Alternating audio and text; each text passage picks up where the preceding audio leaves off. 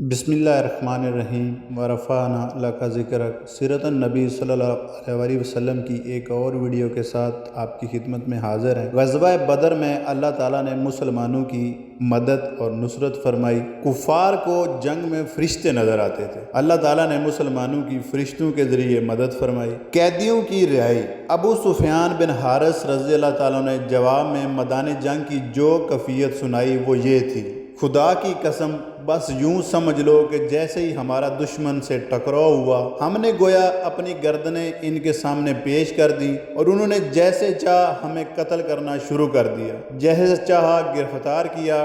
پھر بھی میں قریش کو الزام نہیں دوں، کیونکہ ہمارا واسطہ جن لوگوں سے پڑا ہے وہ سفید رنگ کے تھے اور سیاہ اور سفید گھوڑوں پر سوار تھے۔ وہ زمین اور آسمان کے درمیان پھر رہے تھے۔ اللہ کی قسم، ان کے سامنے کوئی چیز ٹھہرتی نہیں تھی۔ ابو رافع رضی اللہ تعالیٰ عنہ کہتے ہیں، یہ سنتے ہی میں نے کہا، تب تو خدا کی قسم وہ فرشتے تھے۔ میری بات سنتے ہی ابو لہب غصے میں آ گیا، اس نے پوری طاقت سے تھپڑ میرے منہ پر دے مارا، پھر مجھے اٹھا کر پٹک دیا اور میرے سینے پر چڑھ کر مجھے بے تاشا مارنے لگا۔ وہاں میری مالکن یعنی ام فضل بھی موجود تھی۔ انہوں نے ایک لکڑی کا پایا اٹھا کر اتنے زور سے ابو لہب کو مارا کہ اس کا سر پھٹ گیا۔ ساتھ ہی ام فضل نے سخت لہجے میں کہا، تو اسے اس لیے کمزور سمجھ کر مار رہا ہے کہ اس کا آقا یہاں موجود نہیں۔ اس طرح ابو لہب ذلیل ہو کر وہاں سے رخصت ہوا۔ جنگ بدر میں اس قدر ذلالت امیز شکست کے بعد ابو لہب 7 روز سے زیادہ زندہ نہ رہا، طاعون میں مبتلا ہو کر مر گیا۔ اسے دفن کرنے کی جرت بھی کوئی نہیں کر رہا تھا۔ آخر اسی حالت میں اس کی لاش سڑنے لگی، شدید بدبو پھیل گئی۔ تب اس کے بیٹوں نے ایک گڑھا کھودا اور لکڑی کے ذریعے اس کی لاش کو گڑھے میں دھکیل دیا، پھر دور ہی سے سنگ باری کر کے اس گڑھے کو پتھروں سے پاٹ دیا۔ اس شکست پر مکہ کی عورتوں نے کئی ماہ تک اپنے قتل ہونے والوں کا سوگ منایا۔ اس جنگ میں اسود بن زمیہ نامی کافر کی 3 اولادیں ہلاک ہوئی تھیں۔ یہ وہ شخص تھا کہ مکہ میں جب نبی کریم صلی اللہ علیہ وسلم کو دیکھتا تھا تو آپ صلی اللہ علیہ وسلم کا مذاق اڑایا کرتا تھا اور کہتا تھا، لوگو تو دیکھو تمہارے سامنے روئے زمین کے بادشاہ پھر رہے ہیں جو کیسر و کسرا کے ملکوں کو فتح کریں گے۔ اس کی تکلیف دہ باتوں پر آپ صلی اللہ علیہ وسلم نے اسے اندھا ہونے کی بد دعا دی تھی۔ اس بد دعا سے وہ اندھا ہو گیا تھا۔ بعض روایت میں آتا ہے کہ آپ صلی اللہ علیہ وسلم نے اس کے اندھا ہونے اور اس کی اولاد کے ختم ہو جانے کی بد دعا فرمائی تھی۔ اللہ تعالیٰ نے آپ صلی اللہ علیہ وسلم کی دعا قبول فرمائی، چنانچہ پہلے وہ اندھا ہوا، پھر اس کی اولاد غزوہ بدر میں ماری گئی۔ جنگ کے بعد آپ صلی اللہ علیہ وسلم نے قیدیوں کے بارے میں مشورہ فرمایا۔ حضرت ابو بکر رضی اللہ تعالیٰ عنہ کا مشورہ یہ تھا کہ ان کو فدیہ لے کر رہا کر دیا جائے۔ حضرت عمر رضی اللہ تعالیٰ عنہ کی رائے یہ تھی کہ انہیں قتل کر دیا جائے۔ آپ صلی اللہ علیہ وسلم نے بعض مصلحتوں کے تحت حضرت ابو بکر رضی اللہ تعالیٰ عنہ کا مشورہ پسند فرمایا اور ان لوگوں کی جان بخشی کر دی، ان سے فدیہ لے کر انہیں رہا کر دیا۔ تاہم اس سلسلے میں اللہ تعالیٰ نے حضرت عمر رضی اللہ تعالیٰ عنہ کی رائے کو پسند کرتے ہوئے سورہ انفال کی آیت 67 تا 70 نازل فرمائی۔ ان آیات میں اللہ تعالیٰ نے واضح کیا کہ ان قیدیوں کو قتل کیا جانا چاہیے تھا۔ بدر کے قیدیوں میں نبی کریم صلی اللہ علیہ وسلم کی بیٹی حضرت زینب رضی اللہ تعالیٰ عنہ کے خامند ابو العاص رضی اللہ تعالیٰ عنہ بھی تھے، جو اس وقت مسلمان نہیں ہوئے تھے۔ اس وقت حضرت زینب رضی اللہ تعالیٰ عنہ مکہ میں تھی۔ جب زینب رضی اللہ تعالیٰ عنہ کو معلوم ہوا کہ فدیہ لے کر رہا کرنے کا فیصلہ ہوا ہے تو انہوں نے شوہر کے فدیے میں اپنا ہار بھیج دیا۔ یہ ہار حضرت زینب رضی اللہ تعالیٰ عنہ کو ان کی والدہ حضرت خدیجہ رضی اللہ تعالیٰ نے ان کی شادی کے موقع پر دیا تھا۔ فدیے میں یہ ہار ابو العاص رضی اللہ تعالیٰ عنہ کا بھائی لے کر آیا تھا۔ اس نے ہار نبی کریم صلی اللہ علیہ وسلم کی خدمت میں پیش کیا۔ ہار کو دیکھ کر نبی کریم صلی اللہ علیہ وسلم کی آنکھوں میں آنسو آ گئے۔ حضرت خدیجہ رضی اللہ تعالیٰ عنہ یاد آ گئی۔ نبی کریم صلی اللہ علیہ وسلم نے صحابہ کرام رضوان اللہ اجمعین سے فرمایا، تم مناسب سمجھو تو زینب کے شوہر کو رہا کر دو اور اس کا یہ ہار بھی واپس کر دو۔ صحابہ کرام رضوان اللہ اجمعین نے فوراً کہا، ضرور یا رسول اللہ۔ چنانچہ ابو العاص رضی اللہ تعالیٰ عنہ کو رہا کر دیا گیا اور حضرت زینب رضی اللہ تعالیٰ عنہ کا ہار لوٹا دیا۔ البتہ آپ نے ابو العاص رضی اللہ تعالیٰ عنہ سے یہ وعدہ لیا تھا کہ مکہ جاتے ہی وہ زینب رضی اللہ تعالیٰ عنہ کو مدینہ بھیج دیں گے، انہوں نے وعدہ کر لیا۔ یہاں یہ بھی واضح رہے کہ حضرت زینب رضی اللہ تعالیٰ عنہ کی شادی ابو العاص رضی اللہ تعالیٰ عنہ سے اس وقت ہوئی تھی جب نبی کریم صلی اللہ علیہ وسلم نے اسلام کی دعوت شروع نہیں کی تھی۔ جب نبی کریم صلی اللہ علیہ وسلم نے اسلام کی دعوت شروع کی تو مشرکین نے ابو العاص رضی اللہ تعالیٰ عنہ پر زور دیا تھا کہ وہ حضرت زینب رضی اللہ تعالیٰ عنہ کو طلاق دے دیں، لیکن انہوں نے ایسا کرنے سے انکار کر دیا تھا۔ البتہ ابو لہب کے دونوں بیٹوں نے نبی کریم صلی اللہ علیہ وسلم کی بیٹیوں حضرت رقیہ رضی اللہ تعالیٰ عنہ اور حضرت کلثوم رضی اللہ تعالیٰ عنہ کو طلاق دی۔ ابھی ان کا صرف نکاح ہوا تھا، رخصتی نہیں ہوئی تھی۔ جب نبی کریم صلی اللہ علیہ وسلم کا معلوم ہوا تھا کہ ابو العاص رضی اللہ تعالیٰ عنہ نے مشرکوں کا مطالبہ ماننے سے انکار کر دیا ہے تو نبی کریم صلی اللہ علیہ وسلم نے ان کے حق میں دعا فرمائی تھی۔ ابو العاص رضی اللہ تعالیٰ عنہ غزوہ بدر کے کچھ عرصے بعد مسلمان ہو گئے تھے۔ حضرت زینب رضی اللہ تعالیٰ عنہ کو لانے کے لیے مدینہ منورہ سے حضرت زید بن حارثہ رضی اللہ تعالیٰ عنہ کو بھیجا گیا۔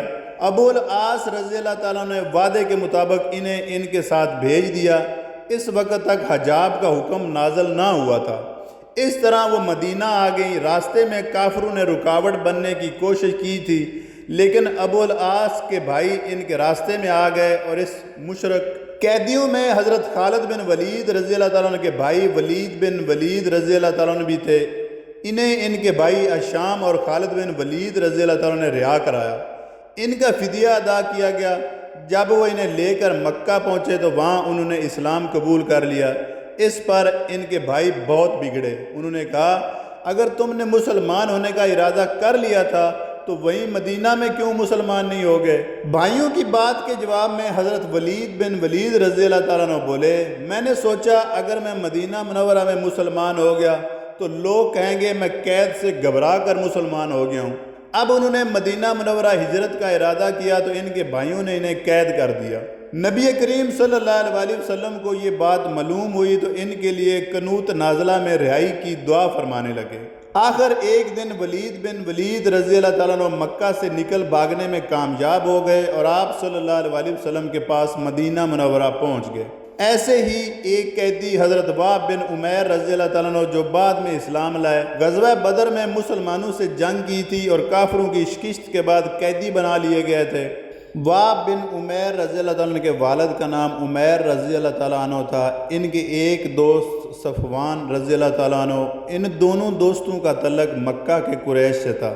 دونوں اس وقت تک اسلام نہیں لائے تھے اور مسلمانوں کے بدترین دشمن تھے۔ ایک روز یہ دونوں حجر اسود کے پاس بیٹھے تھے۔ دونوں بدر میں قریش کی شکست کے بارے میں باتیں کرنے لگے، قتل ہونے والے بڑے بڑے سرداروں کا ذکر کرنے لگے۔ صفوان رضی اللہ تعالیٰ نے کہا اللہ کی قسم ان سرداروں کے قتل ہو جانے کے بعد زندگی کا مزہ ہی ختم ہو گیا ہے۔ یہ سن کر عمیر رضی اللہ تعالیٰ نے کہا تم سچ کہتے ہو، خدا کی قسم اگر مجھ پر ایک شخص کا قرض نہ ہوتا اور مجھے اپنے پیچھے بیوی بچوں کا خیال نہ ہوتا تو میں محمد صلی اللہ علیہ وسلم کے پاس پہنچ کر انہیں قتل کر دیتا۔ معاذ اللہ، میرے پاس وہاں پہنچنے کی وجہ بھی موجود ہے۔ میرا اپنا بیٹا وہب ان کی قید میں ہے، وہ بدر کی لڑائی میں شریک تھا۔ یہ سننا تھا کہ صفوان رضی اللہ تعالیٰ نے وعدہ کرتے ہوئے کہا تمہارا قرض میرے ذمے ہے، وہ میں ادا کر دوں گا اور تمہاری بیوی بچوں کی دیکھ بھال بھی میرے ذمے ہے، جب تک وہ زندہ رہیں گے میں ان کی کفالت کروں گا۔ عمیر رضی اللہ تعالیٰ نے یہ سن کر نبی کریم صلی اللہ علیہ وسلم کے قتل کا پختہ عزم کر لیا اور کہا بس تو پھر ٹھیک ہے، یہ معاملہ میرے اور تمہارے درمیان راز رہے گا، نہ تم کسی سے اس ساری بات چیت کا ذکر کرو گے اور نہ میں۔ صفوان رضی اللہ تعالیٰ نے وعدہ کر لیا۔ عمیر رضی اللہ تعالیٰ نے گھر جا کر اپنی تلوار نکالی، اس کی دھار کو تیز کیا اور پھر اس کو زہر میں بجھایا، پھر مکہ سے مدینہ کا رخ کیا۔ مسجد نبوی میں پہنچ کر عمیر رضی اللہ تعالیٰ عنہ نے دیکھا کہ حضرت عمر رضی اللہ تعالیٰ عنہ کچھ دوسرے مسلمانوں کے ساتھ بیٹھے غزوہ بدر کی باتیں کر رہے تھے۔ حضرت عمر رضی اللہ تعالیٰ عنہ کی نظر ان پر پڑی تو فوراً اٹھ کھڑے ہوئے، کیونکہ انہوں نے عمیر رضی اللہ تعالیٰ عنہ کے ہاتھ میں ننگی تلوار دیکھ لی تھی۔ انہوں نے کہا یہ خدا کا دشمن ضرور کسی برے ارادے سے آیا ہے۔ پھر وہ فوراً وہاں سے نبی کریم صلی اللہ علیہ وسلم کے حجرہ مبارک میں گئے اور عرض کیا، اللہ کے رسول، خدا کا دشمن عمیر ننگی تلوار لیے آیا ہے۔ نبی کریم صلی اللہ علیہ وسلم نے ارشاد فرمایا، عمر اسے میرے پاس اندر لے آؤ۔ حضرت عمر رضی اللہ تعالیٰ عنہ فوراً باہر نکلے، تلوار کا پٹکا پکڑ کر انہیں اندر کھینچ لائے۔ اس وقت وہاں کچھ انصاری بھی موجود تھے۔ حضرت عمر رضی اللہ تعالیٰ نے ان سے فرمایا، تم لوگ بھی میرے ساتھ اندر آ جاؤ، کیونکہ مجھے اس کی نیت پر شک ہے۔ چنانچہ وہ بھی اندر آ گئے۔ نبی کریم صلی اللہ علیہ وسلم نے جب دیکھا کہ حضرت عمر رضی اللہ تعالیٰ عنہ عمیر رضی اللہ تعالیٰ عنہ کو اس طرح پکڑ کر لا رہے ہیں تو آپ صلی اللہ علیہ وسلم نے فرمایا، عمر اسے چھوڑ دو، عمیر آگے آ جاؤ۔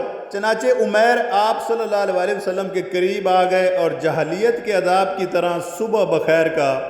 اقدس صلی اللہ علیہ وسلم نے ارشاد فرمایا، عمیر، ہمیں اسلام نے تمہارے اس سلام سے بہتر سلام عنایت فرمایا ہے جو جنت والوں کا سلام ہے، اب تم بتاؤ تم کس لیے آئے ہو؟ عمیر رضی اللہ تعالیٰ عنہ بولے، میں اپنے قیدی بیٹے کے سلسلے میں بات کرنے آیا ہوں۔ اس پر آپ صلی اللہ علیہ وسلم نے ارشاد فرمایا، پھر اس تلوار کا کیا مطلب؟ سچ بتاؤ کس لیے آئے ہو؟ عمیر رضی اللہ تعالیٰ عنہ بولے، میں واقعی اپنے بیٹے کی رہائی کے سلسلے میں آیا ہوں۔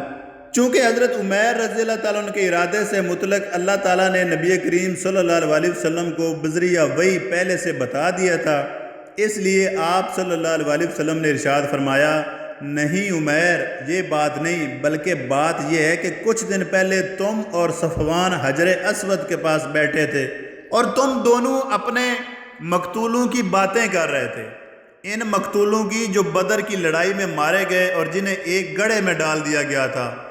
اس وقت تم نے صفوان سے کہا تھا کہ اگر تمہیں کسی کا قرض نہ ادا کرنا ہوتا اور پیچھے تمہیں اپنے بیوی بچوں کی فکر نہ ہوتی تو میں جا کر نعوذ باللہ محمد صلی اللہ علیہ وسلم کو قتل کر دیتا۔ اس پر صفوان نے کہا تھا، اگر تم یہ کام کر ڈالو تو قرض کی ادائیگی وہ کر دے گا اور تمہارے بیوی بچوں کا خیال بھی وہی رکھے گا، ان کی کفالت کرے گا، مگر اللہ تعالیٰ تمہارا ارادہ پورا نہیں ہونے دیں گے۔ عمیر رضی اللہ تعالیٰ عنہ یہ سن کر ہکا بکا رہ گئے، کیونکہ اس گفتگو کے بارے میں صرف انہیں پتہ تھا یا صفوان رضی اللہ تعالیٰ عنہ کو۔ چنانچہ اب عمیر رضی اللہ تعالیٰ عنہ فوراً بول اٹھے، میں گواہی دیتا ہوں کہ آپ اللہ کے رسول ہیں، اور اے اللہ کے رسول، آپ پر جو آسمان سے خبریں آیا کرتی ہیں اور جو وہی نازل ہوتی ہے ہم اس کو جھٹلایا کرتے تھے۔ جہاں تک اس معاملے کا تعلق ہے تو اس وقت حجر اسود کے پاس میرے اور صفوان کے سوا کوئی تیسرا شخص موجود نہیں تھا، اور نہ ہی ہماری گفتگو کی کسی کو خبر ہے، کیونکہ ہم نے رازداری کا عہد کیا تھا، اس لیے اللہ کی قسم آپ کو اللہ تعالیٰ کے سوا اور کوئی اس بات کی خبر نہیں دے سکتا۔ پس حمد و ثنا ہے اس ذات باری تعالیٰ کے لیے جس نے اسلام کی طرف میری رہنمائی کی اور ہدایت فرمائی اور مجھے اس راستے پر چلنے کی توفیق فرمائی۔ اس کے بعد عمیر رضی اللہ تعالیٰ نے کلمہ پڑھا اور مسلمان ہو گئے۔ تب نبی کریم صلی اللہ علیہ وسلم نے صحابہ کرام رضوان اللہ اجمعین سے فرمایا، اپنے بھائی کو دین کی تعلیم دو اور انہیں قرآن پاک پڑھاؤ اور ان کے قیدی کو رہا کر دو۔ صحابہ کرام رضوان اللہ اجمعین نے فوراً حکم کی تعمیل کی۔ سیدہ فاطمہ الزہرا رضی اللہ تعالیٰ عنہ کی رخصتی۔ اب حضرت عمیر رضی اللہ تعالیٰ نے عرض کیا، اے اللہ کے رسول، میں ہر وقت اس کوشش میں لگا رہتا تھا کہ اللہ کے اس نور کو بجھا دوں، اور جو لوگ اللہ کے دین کو قبول کر چکے تھے انہیں خوب تکلیف پہنچایا کرتا تھا۔ اب میری آپ سے درخواست ہے کہ آپ مجھے مکہ جانے کی اجازت دیں تاکہ وہاں کے لوگوں کو اللہ کی طرف بلاؤں اور اسلام کی دعوت دوں۔ ممکن ہے اللہ تعالیٰ انہیں ہدایت عطا فرما دیں۔ نبی کریم صلی اللہ علیہ وسلم نے انہیں مکہ جانے کی اجازت دے دی۔ چنانچہ یہ واپس مکہ گئے۔ ان کی تبلیغ سے ان کے بیٹے واب رضی اللہ تعالیٰ عنہ بھی مسلمان ہو گئے۔ جب حضرت صفوان رضی اللہ تعالیٰ عنہ کو یہ اطلاع ملی کہ عمیر رضی اللہ تعالیٰ عنہ مسلمان ہو گئے تو وہ بھنچکا رہ گئے اور قسم کھائی کہ اب کبھی عمیر رضی اللہ تعالیٰ عنہ سے نہیں بولیں گے۔ اپنے گھر والوں کو دین کی دعوت دینے کے بعد عمیر رضی اللہ تعالیٰ عنہ صفوان کے پاس آئے اور پکار کر کہا، اے صفوان، تم ہمارے سرداروں میں سے ایک سردار ہو، تمہیں معلوم ہے کہ ہم پتھروں کو پوجتے رہیں، ان کے نام پر قربانیاں دیتے رہیں، بھلا یہ بھی کوئی دین ہوا؟ میں گواہی دیتا ہوں کہ اللہ تعالیٰ کے سوا کوئی معبود نہیں، اور یہ کہ محمد صلی اللہ علیہ وآلہ وسلم اللہ کے رسول ہیں۔ ان کی بات سن کر صفوان رضی اللہ تعالیٰ نے کوئی جواب نہ دیا۔ بعد میں فتح مکہ کے موقع پر عمیر رضی اللہ تعالیٰ نے ان کے لیے امان طلب کی تھی اور پھر یہ بھی ایمان لے آئے تھے۔ ان کے اسلام لانے کا قصہ فتح مکہ کے موقع پر تفصیل سے آئے گا انشاءاللہ۔ اسی طرح ان قیدیوں میں نبی کریم صلی اللہ علیہ وآلہ وسلم کے چچا حضرت عباس رضی اللہ تعالیٰ عنہ بھی تھے۔ صحابہ کرام رضوان اللہ اجمعین نے انہیں بہت سختی سے باندھ رکھا تھا، رسی کی سختی انہیں تکلیف دے رہی تھی اور وہ کرا رہے تھے۔ ان کی اس تکلیف کی وجہ سے نبی کریم صلی اللہ علیہ وآلہ وسلم بھی تمام رات بے چین رہے۔ جب صحابہ کرام رضوان اللہ اجمعین کو معلوم ہوا کہ نبی کریم صلی اللہ علیہ وآلہ وسلم اس وجہ سے بے چین ہیں، تو فوراً حضرت عباس رضی اللہ تعالیٰ عنہ کی رسیاں ڈھیلی کر دی۔ یہی نہیں، باقی تمام قیدیوں کی رسیاں بھی ڈھیلی کر دی۔ پھر انہوں نے اپنا فدیہ ادا کیا اور رہا ہوئے۔ اس موقع پر حضرت عباس رضی اللہ تعالیٰ عنہ مسلمان ہو گئے تھے، مگر انہوں نے مکہ والوں سے اپنا مسلمان ہونا پوشیدہ رکھا۔ قیدیوں میں ایک قیدی ابو عزا بھی تھا۔ اس نے نبی کریم صلی اللہ علیہ وآلہ وسلم سے التجا کی، اے اللہ کے رسول، میں بال بچوں والا آدمی ہوں اور خود بہت ضرورت مند ہوں، میں فدیہ ادا نہیں کر سکتا، مجھ پر رحم فرمائیں۔ یہ شاعر تھا، مسلمانوں کے خلاف شعر لکھ لکھ کر آپ کو تکلیف پہنچایا کرتا تھا۔ اس کے باوجود آپ صلی اللہ علیہ وآلہ وسلم نے اس کی درخواست منظور فرمائی اور بغیر فدیے کے اسے رہا کر دیا۔ البتہ اس سے وعدہ کیا کہ آئندہ وہ مسلمانوں کے خلاف اشعار نہیں لکھے گا۔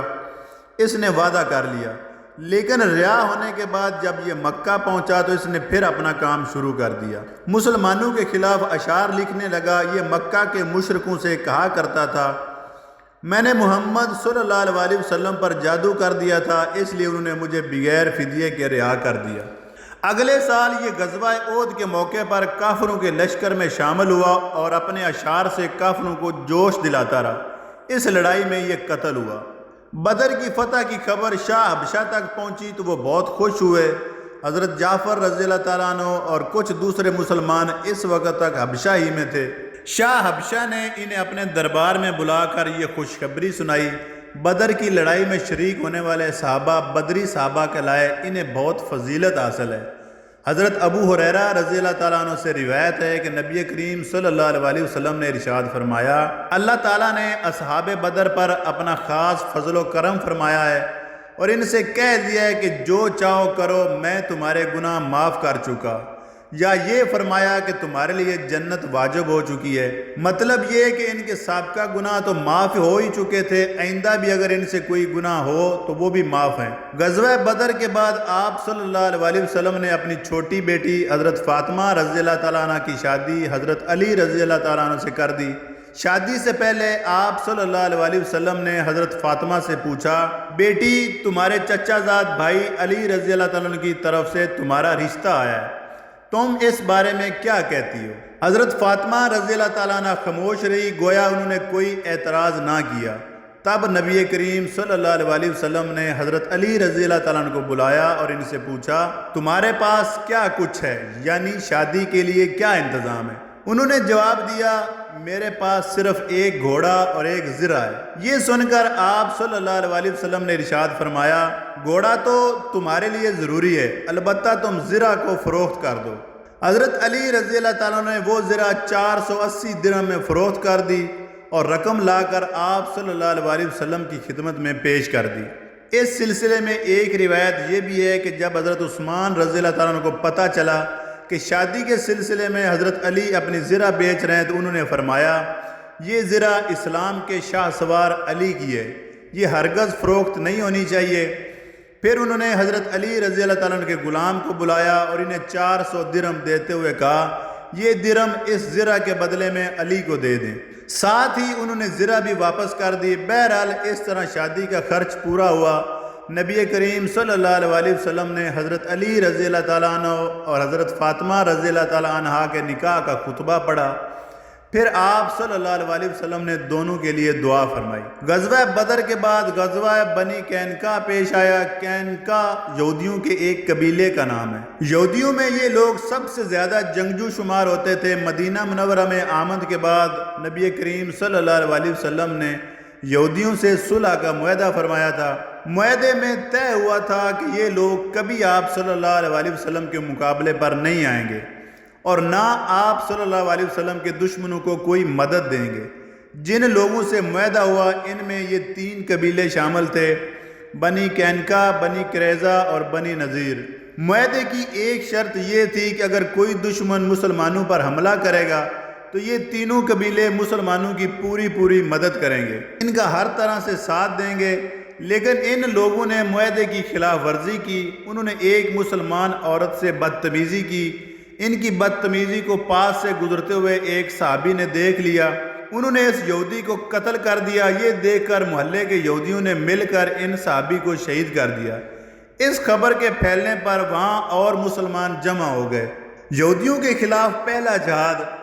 نبی کریم صلی اللہ علیہ وسلم کو اس واقعے کی اطلاع ہوئی تو آپ نے یہودیوں کو جمع کر کے ان سے فرمایا، اے یہودیوں، تم اللہ تعالیٰ کی طرف سے ایسی تباہی سے بچنے کی کوشش کرو جیسی بدر کے موقع پر قریش پر نازل ہوئی ہے۔ اس لیے تم مسلمان ہو جاؤ۔ تم جانتے ہو کہ میں اللہ کی طرف سے بھیجا ہوا رسول ہوں اور اس حقیقت کو تم اپنی کتاب میں درج پاتے ہو۔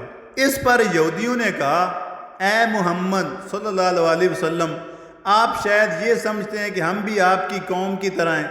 اس دھوکے میں نہ رہیے گا، کیونکہ اب تک آپ کو ایسی قوموں سے سابقہ پڑا ہے جو جنگ اور اس کے طریقے نہیں جانتے، لہٰذا آپ نے انہیں آسانی سے زیر کر لیا۔ لیکن اگر آپ نے ہم سے جنگ کی تو خدا کی قسم آپ کو پتہ چل جائے گا کہ کیسے بہادروں سے پالا پڑا ہے۔ ان کے یہ الفاظ کہنے کی وجہ دراصل یہ تھی کہ یہ لوگ جنگجو اور عسکری فنون کے بہت ماہر تھے۔ پھر یہودیوں میں سب سے زیادہ دولت مند تھے۔ ہر قسم کا بہترین اسلحہ ان کے پاس تھا۔ ان کے قلعہ بھی بہت مضبوط تھے۔ ان کے الفاظ پر اللہ تعالیٰ کی طرف سے سورہ آل عمران کی آیت نازل ہوئی، جس کا ترجمہ یہ ہے، اے نبی، آپ ان سے کہہ دیجئے کہ بہت جلد تم مسلمانوں کے ہاتھوں شکست کھاؤ گے اور آخرت میں جہنم کی طرف جمع کر کے لے جائے جاؤ گے، اور وہ جہنم بہت برا ٹھکانہ ہے۔ اس دھمکی کے بعد بنی قینقاع قلعہ بند ہو گئے۔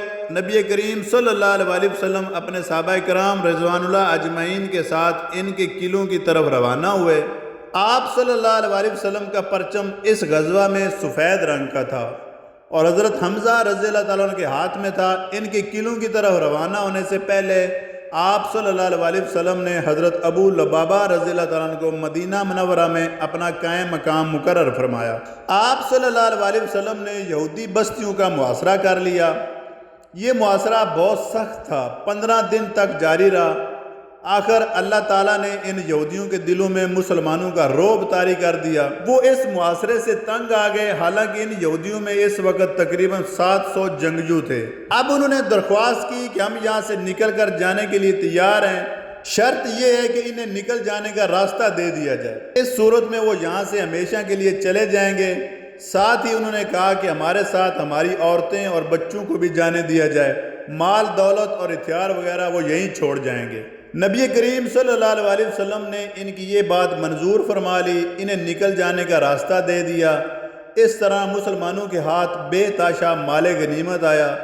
یہودیوں کو مدینہ منورہ سے نکل جانے کے لیے 3 دن کی مہلت دی گئی۔ یہ لوگ وہاں سے نکل کر ملک شام کی ایک بستی میں جا بسے۔ ایک روایت کے مطابق 1 سال بھی نہیں گزرا تھا کہ وہ سب کے سب ہلاک ہو گئے۔ یہ حضور اکرم صلی اللہ علیہ وسلم کی بد دعا کا اثر تھا۔ غزوہ بنو قینقاع کے بعد چند چھوٹے چھوٹے غزوات اور ہوئے۔ کچھ دنوں بعد نبی کریم صلی اللہ علیہ وسلم نے حضرت زینب بنت خزیمہ رضی اللہ تعالیٰ عنہ سے اور پھر حضرت زینب بنت جیش رضی اللہ تعالیٰ عنہ سے نکاح فرمایا۔ حضرت زینب بنت جیش رضی اللہ تعالیٰ عنہ کا پہلا نکاح حضرت زید بن حارثہ رضی اللہ تعالیٰ عنہ سے ہوا تھا۔ یہ حضور اقدس صلی اللہ علیہ وسلم کے منہ بولے بیٹے تھے۔ ان دونوں میں نبھ نہ سکی، لہذا طلاق ہو گئی اور اس کے بعد آپ صلی اللہ علیہ وسلم نے ان سے نکاح فرمایا۔ یہ نکاح اللہ تعالیٰ نے آسمان پر فرمایا تھا اور اس بارے میں آپ صلی اللہ علیہ وسلم پر وحی نازل ہوئی تھی۔ جب وحی نازل ہوئی تو آپ صلی اللہ علیہ وسلم نے حضرت عائشہ صدیقہ رضی اللہ تعالیٰ عنہ سے فرمایا، زینب کو جا کر خوشخبری سنا دو، اللہ تعالیٰ نے آسمان پر ان سے میرا نکاح کر دیا۔ اس بارے میں اللہ تعالیٰ نے سورہ احزاب میں آیت بھی نازل فرمائی تاکہ لوگ شک شبہ نہ کریں، کیونکہ آپ صلی اللہ علیہ وسلم نے اپنے منہ بلے بیٹے کی طلاق شدہ بیوی سے نکاح کیا۔ دراصل عرب کے جہالت زدہ معاشرے میں منہ بلے بیٹے کو حقیقی بیٹے کی طرح محرم سمجھا جاتا تھا اور اس کی طلاق شدہ بیوی سے شادی ناجائز سمجھی جاتی تھی، ساتھ ساتھ اسے وراثت میں بھی حصہ ملتا تھا۔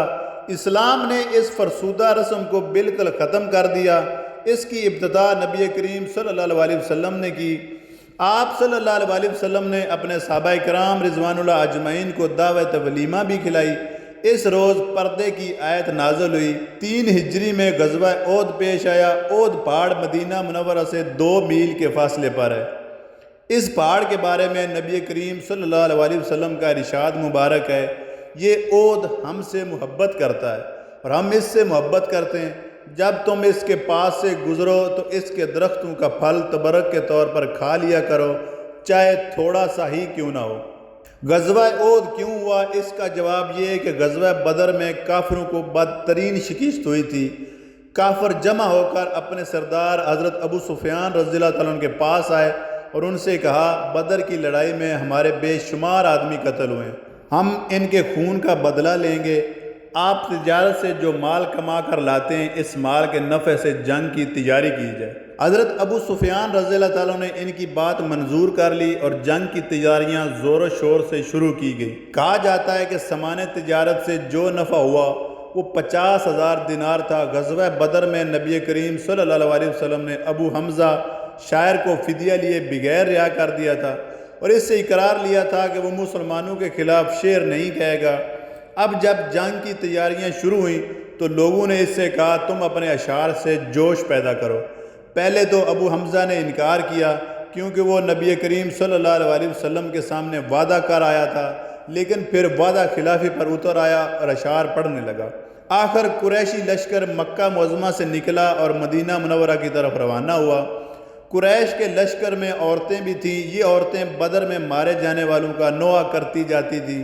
اس طرح یہ اپنے مردوں میں جوش پیدا کر رہی تھی، انہیں شکست کھانے یا میدان جنگ سے بھاگ جانے پر شرم دلا رہی تھی۔ قریش کی جنگی تیاریوں کی اطلاع نبی کریم صلی اللہ علیہ وسلم کے چچا حضرت عباس رضی اللہ تعالیٰ نے بھیجی۔ انہوں نے یہ اطلاع ایک خط کے ذریعے دی۔ خط لے جانے والے نے 3 دن رات مسلسل سفر کیا اور یہ خط آپ صلی اللہ علیہ وسلم تک پہنچایا۔ آپ صلی اللہ علیہ وسلم اس وقت کعبہ میں تھے۔ آج تک کے لیے میرے دوستو اتنا ہی۔ ملتے ہیں اپنی نیکسٹ ویڈیو میں، جس میں ہم پھر اپنے پیارے نبی صلی اللہ علیہ وسلم کی سیرت طیبہ کے بارے میں ذکر کریں گے۔ والسلام۔